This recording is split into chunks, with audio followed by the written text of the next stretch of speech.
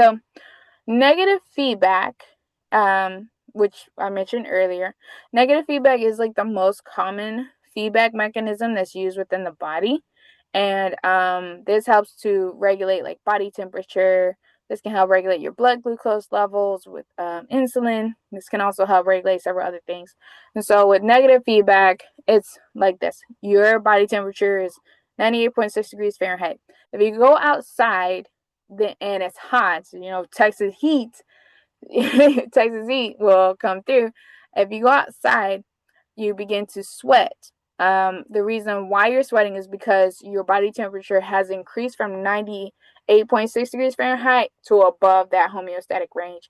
And so your body begins to sweat in order to bring your body temperature back down to homeostatic range or as close to it as possible.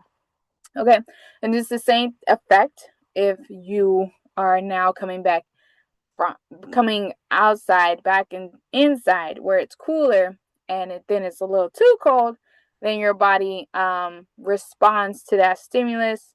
Your body temperature has dropped from 98.6 degrees Fahrenheit to something below that homeostatic range, and so then your body starts to shiver in order to generate heat to hopefully bring your body temperature back up to 98.6 degrees Fahrenheit. And so that's negative feedback, where we're just your homeostatic range is within here, but then something happens, a stimulus happens where it takes you outside of that range, and then your body is just trying to get you back within that range.